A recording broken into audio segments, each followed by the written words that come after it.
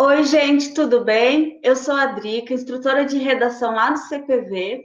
Hoje eu tenho aqui a Vitória e o Pedro. Eles já vão se apresentar para vocês, mas logo depois da nossa vinheta.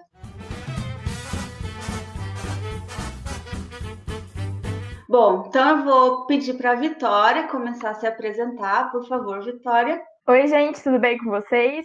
Eu sou a voz que fica lá nos vídeos de História da Arte, do cursinho, e hoje eu tô aqui para falar um pouquinho sobre cultura com vocês. Pedro, por favor. Olá, pessoal, tudo bem? Eu sou o Pedro, sou um dos professores de redação do cursinho e estudo Direito na UEL. Obrigada, gente. Bom, eu vou começar então perguntando para a Vitória. Vitória, afinal, o que é cultura?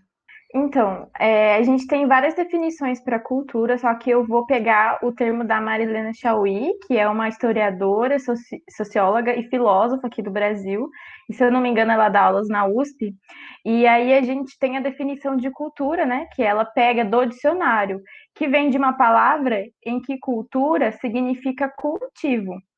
E então, a gente tem, por exemplo, agricultura, puericultura, né? Agricultura, cuidar da terra, puericultura, cuidar das crianças. Então, cultura em si, o significado etimológico da palavra é cuidar. Só que cuidar do que então? Do que a gente cuida? A gente cuida, né, dos objetos, das coisas, é tudo aquilo que é produzido pelo ser humano, tudo aquilo que é falado, contado, narrado, escrito, ou então produzido por uma pessoa, por um ser. E aí a gente vê que a cultura, então, vai abarcar muitas coisas que estão relacionadas ao cotidiano e que estão relacionadas também ao modo como as pessoas enxergam o mundo. E quando eu digo pessoas, são os seres humanos, certo? Então, por exemplo, os animais, eles não possuem cultura, porque eles não produzem algo, eles não registram algo através das palavras ou através dos objetos. Então, esse é um termo geral para a cultura, para a gente poder iniciar o nosso debate e entender do que nós estamos falando. Estamos falando, então, de toda a produção humana. Certo, obrigada, Vitória. E Pedro, pensando nisso que a Bia acabou de falar, o que a gente pode pensar assim, quais são os elementos da cultura, o que são esses elementos? Você poderia explicar para a gente, por favor? Bom, Drica, eu acho que a Vitória deu uma definição bastante boa, mas vamos pensar. Os elementos, então, da cultura, os elementos culturais, como ela disse, são todos aqueles criados pelo homem. São aqueles que não fazem parte de uma paisagem natural. Então, como a Vitória disse, os animais não têm cultura por isso, porque os elementos culturais que temos hoje são aqueles que têm intervenção do homem. Se nós pensarmos, ao ver uma paisagem natural, uma floresta, por exemplo, elas existem. Então, aquela floresta não teve intervenção do homem. Agora, quando nós olhamos uma cidade, vamos pensar em Blumenau, em Santa Catarina. Ela vai ter uma arquitetura toda alemã, ou seja, um elemento da cultura daquela cidade trazida pelas pessoas que moram lá, que lá fizeram essas construções. Então, esse é um elemento da cultura daquela cidade. Então, os elementos são muito diversos, né? Vamos pensar, então, na cultura indígena, que é muito forte e pouco valorizada no Brasil. Aquelas pinturas, o modo com que eles se vestem, é uma intervenção no próprio corpo. Então, essa é uma marca da cultura, um elemento da cultura daquele povo, né? Obrigada, Pedro. Pensando, continuando o debate, Vitória, há uma confusão aí de conceitos, né? Às vezes as pessoas se confundem, eu não tenho muita certeza. Você poderia explicar para a gente se arte é cultura? Então, essa é uma pergunta muito interessante. Por quê? Porque a arte, ela existe desde a antiguidade. Desde antes de Cristo, as pessoas já produziam arte. Foi até antecedente à escrita. Então, a gente tem também essas produções que são antigas, em que todo mundo bate o pé e tem certeza que é arte, e as produções um pouco mais contemporâneas. E aí, existe uma confusão muito grande de dizer que certo elemento da arte não é cultura ou não é arte. E a gente tem que pensar que se a gente estiver olhando por esse aspecto de produção humana, de intervenção humana, a arte sim é cultura. Por quê? Porque a arte justamente mostra uma visão de uma pessoa sobre a vivência dela. Então, por exemplo, a cultura, como eu acabei de falar, ela é um modo de você enxergar o mundo, é um modo de você estar no mundo e, a partir das suas experiências, fazer uma intervenção nele. Dessa forma, a arte sim é cultura, até porque ela vai expressar e vai estar muito ligada com o cotidiano, com o contexto, com a história por trás da pessoa que produziu essa obra de arte. E é possível até a gente analisar as obras de arte justamente pensando nesse caráter mais cultural e histórico de registro, para a gente entender e conseguir valorizar não só o presente, mas também o passado e tudo aquilo que levou até chegar aquele momento em que aquela obra de arte foi construída ou foi idealizada e foi feita. Então, respondendo, sim, a gente pode dizer que a arte faz parte da cultura que está inserida nesse universo. Olha que interessante, né, gente?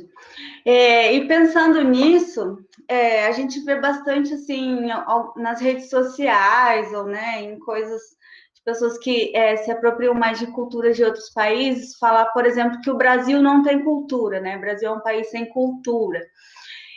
Pedro, você poderia falar um pouquinho para a gente aí, explicar se, por exemplo, o funk, o sertanejo, o nosso arroz e feijão, né? Todo dia a gente comer, isso é considerado cultura? Os elementos da cultura são múltiplos, né? Então, nós temos vários elementos, várias formas de enxergar a cultura.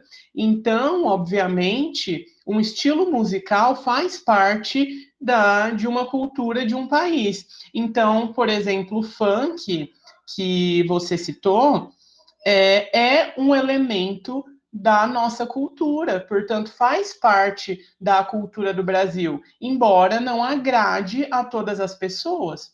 Nós vivemos num país com quase 220 milhões de habitantes, então são muitas pessoas. Então, um elemento da nossa cultura não vai agradar a todas as pessoas, nem por isso aquilo deixa de ser cultura.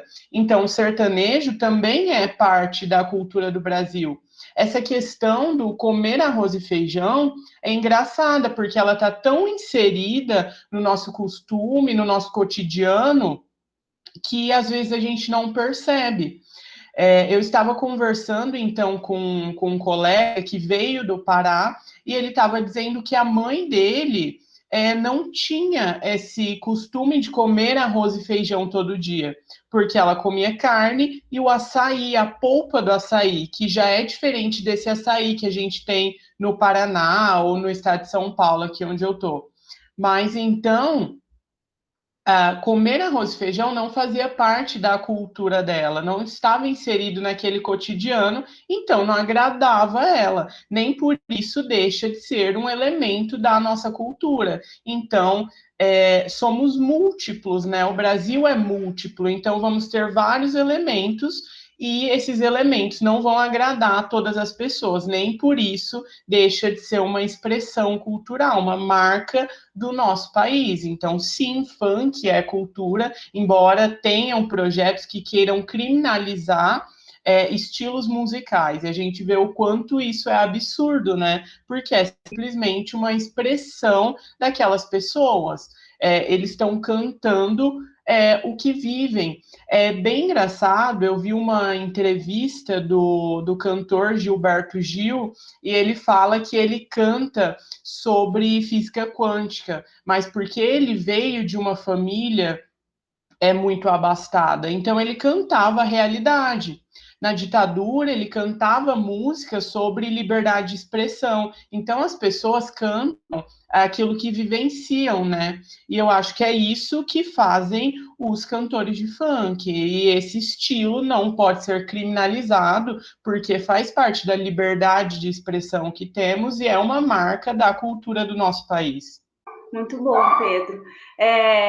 E pensando em tudo isso que vocês já falaram, né, até aqui e explicaram para a gente, uma pergunta para a Vitória agora, qual a relação, então, né, a partir do que você já explicou, entre cultura e memória? Como que elas se relacionam? Essa pergunta, ela está muito relacionada com tudo que a gente acabou de falar. E um aspecto também muito interessante da cultura é que, em certos momentos, ela vai priorizar certas produções como mais importantes que outras, justamente pelo contexto histórico, social. A gente tem que ter isso em mente, que a cultura, em determinados momentos, ela também é seletiva. Então, isso justamente vai trazer o quê? Uma informação muito importante que é qual é a visão desse povo em determinado momento e o que eles estavam priorizando. Então, a gente tem essa luta, por exemplo, do funk que o Pedro acabou de falar, que muitas pessoas dizem que não é parte da cultura. Ela sim faz parte. Por mais que a gente tente rejeitar e tornar o funk algo, por exemplo, erudito, ele está lá, ele está acontecendo. E o que isso nos quer dizer? Quer dizer, essa tentativa de acabar com certo elemento, com certa manifestação cultural, por que que ela acontece? Ela acontece numa tentativa de deixar a cultura no nosso país, e isso é uma tendência muito forte, porque ele tem um território muito extenso, a mesma. Porém, isso nunca vai acontecer. A gente vê que as manifestações culturais, elas não estão relacionadas só com unidade territorial, mas também formas de enxergar o mundo, como a gente falou várias vezes durante esse debate. Então, a relação entre cultura e memória vem daí. Cada povo vai ter a sua história, vai ter o seu passado, por mais tentativas que o poder ou que grandes pensadores ou ditadores tentem impor sobre a população, ela não vai de alguma forma morrer, ela sempre vai encontrar algum jeito de se manifestar. E aí a gente que é historiador da arte, que estudamos, que estamos nas universidades também produzindo pesquisas sobre cultura e em cultura, vamos analisar esses aspectos, né, que referem-se a manifestações de certos povos em determinados períodos e vamos tentar entender por que que a cultura em determinada época foi produzida desse modo. Então, um exemplo muito clássico, que eu vou voltar nele de novo, são as pinturas antes de Cristo, em que tem lá os bisões, os animais selvagens colocados nas paredes das cavernas. Por quê? Porque isso era uma coisa que era fundamental para a sobrevivência do homem naquele período. Era a única forma dele se alimentar e continuar vivo durante longos dias, através da caça dos animais. E aí eles viam nesse animal como uma santidade, como algo divino. Então as pinturas nas cavernas elas têm 2 metros. E o que isso quer dizer? Por que é tão importante para um homem colocar a imagem de um boi de 2 metros em paredes de cavernas que são difíceis acesso? Quais são as informações que essa imagem, que essa produção cultural vão trazer para a gente? Qual é o caráter simbólico que isso traz e que isso nos remonta? É dessa forma, então, que vai ser a relação de cultura e memória, porque a gente tem que imaginar que toda produção cultural sempre vai estar atrelada à memória de um povo. As manifestações de Black Lives Matter, por exemplo, elas têm um caráter cultural, elas têm uma origem. Por que elas estão acontecendo tanto atualmente? Por que esse movimento se tornou tão grande? Isso tudo tem uma origem, isso tudo fala sobre a história do povo negro nos Estados Unidos. Então, a gente tem que considerar essas manifestações, essas produções, essas atividades humanas, essas formas de expressar, porque são através delas que a gente consegue entender toda a trajetória da humanidade sobre a Terra. E isso é muito importante, é um aspecto que a gente sempre tem que e não pode desvincular de forma alguma, que é a produção cultural e a memória de um povo. Torna-se um pouco esquisito quando a gente percebe que a produção cultural de certo povo não lhe pertence de forma direta, como, por exemplo, o momento em que Hitler assumiu o poder na Alemanha. A produção cultural daquele povo foi totalmente mudada e alterada para enaltecer o discurso do próprio Hitler. Então, não era uma liberdade de expressão da população, mas sim a vontade de um governante. E são através dessas manifestações e dessas análises que a gente vai entender a relação entre memória, produção cultural e cultura em si, o objeto, né? Quando aí eu digo.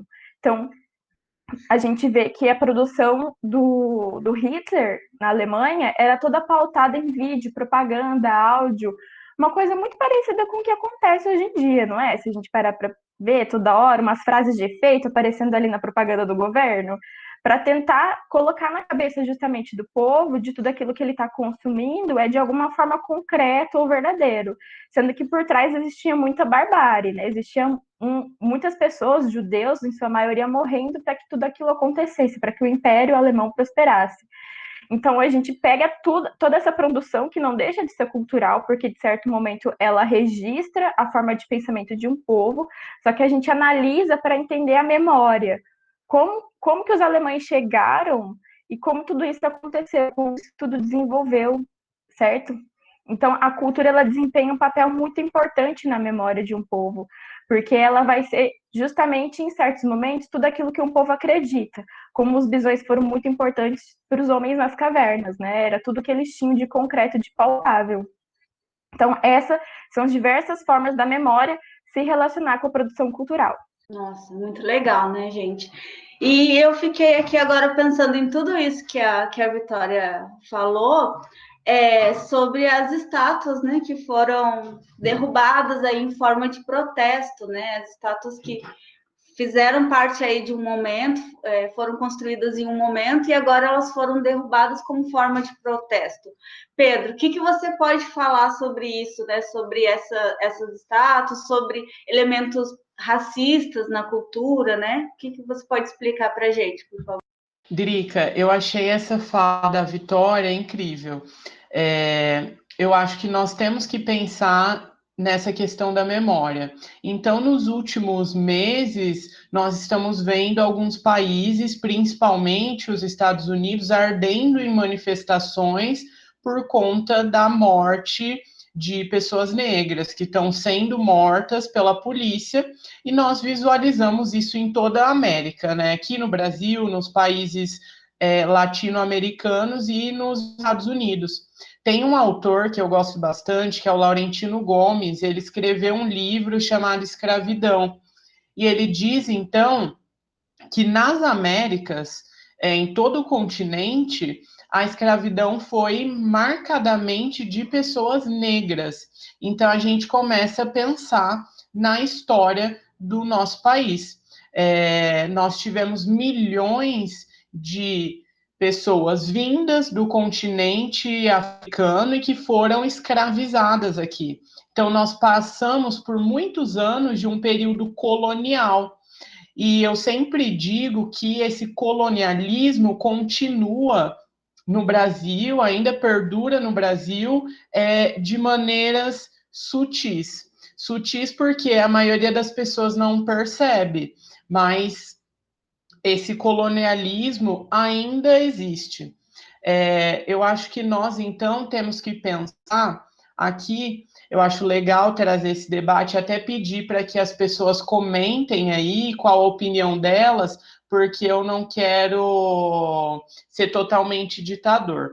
Mas vamos pensar, então. Nós passamos por muitos anos de escravidão, um período muito colonial. O Brasil foi colônia até 1822, depois fizemos uma independência e tivemos uma corte que era principalmente portuguesa, né? Nós tínhamos uma imperatriz, a Leopoldina, que era austríaca, ou seja, não tínhamos ainda um Brasil de fato. E eu acho que isso influenciou muito na nossa arte, na nossa expressão, nos nossos elementos culturais. Então vamos pensar, até 1822 o Brasil era colônia de Portugal. Quem eram os homenageados? Os brasileiros de fato ou os portugueses? Os colonizadores, os exploradores? Não eram pessoas do Brasil os homenageados, e sim aqueles que vinham de outros países. Depois da nossa independência, fomos homenageados, o Brasil sendo independente? Também não, porque nós tínhamos um imperador português, nós tínhamos uma imperatriz austríaca, né, europeia. Então, quem eram os homenageados continuavam sendo os exploradores. Eu acho esse debate interessante porque nós ainda vemos nas grandes cidades, principalmente, homenagens aos bandeirantes que colonizaram, exploraram o interior do país, vemos homenagem a grandes personagens da nossa, a marqueses, a grandes personagens da nossa história, e eu acho que é válido perguntar, ainda em 2020, vale a pena manter a imagem dessas pessoas que, para a história que nos é contada, é bonito, mas de fato a gente precisa estudar a fundo e ver o que aquelas pessoas fizeram. Então, vale a pena continuar homenageando exploradores, colonizadores, ou vale mais a pena homenagear brasileiros de fato, brasileiros que normalmente são esquecidos, não valorizamos grandes personagens da nossa história. Eu tenho certeza que no Brasil temos mais estátuas de colonizadores do que de Zumbi dos Palmares, por exemplo, que foi um grande revolucionário ali, uma grande figura da resistência contra a escravidão. Então, eu acho que devíamos pensar mais nisso. Um escritor que eu gosto bastante, que é jurista, também o Silvio Almeida, eu acho que as pessoas estão conhecendo mais ele nos últimos tempos, diz que nós estamos muito preocupados com estátuas sendo derrubadas, estátuas de colonizadores que fazem parte da nossa história sendo derrubadas, do que com as pessoas negras que estão sendo mortas. Então, será que estamos lamentando pelas coisas certas? Temos no Brasil uma matança, um genocídio, de fato, de pessoas negras que morrem mais, principalmente agora na pandemia, e estamos preocupados se estão derrubando ou não estátuas de colonizadores. Eu acho que isso que vale a pena de ser pensado. Achei interessante até que vocês comentem sobre isso e vamos pedir para as pessoas comentarem aqui a opinião delas em relação a isso, né? Gente, nossa, muito obrigada. Vocês foram maravilhosos. Eu acho que não dá, né, para a gente se aprofundar tanto em alguns pontos que tem muita coisa mesmo para falar por causa do nosso tempo, mas eu acho que vocês foram maravilhosos, deram muito conta, assim, perfeito na fala de vocês. E eu acho que a partir daqui fica essas reflexões que a gente deixou e pesquisem sobre o assunto, né? Ainda tem muita coisa sobre a lei Rouanet, que não é necessária, a lei não sei o que para a cultura não é necessária, a verba para a cultura não é necessária, e não é bem assim, né? Não há ainda esse entendimento, né, dessas leis e desse fomento à cultura. Queria agradecer vocês, muito obrigada. Obrigada, gente, também por assistirem esse interdebate. Se vocês quiserem dar um tchauzinho aí. Tchau, gente. Foi um prazer discutir e falar um pouco sobre cultura com vocês. E mantenham em mente que cultura, ela não é o doce da cesta básica, ela é o arroz e feijão. É isso, pessoal. Obrigado, Drica, obrigado, Vitória. Foi incrível estar aqui. Um abraço para todo mundo.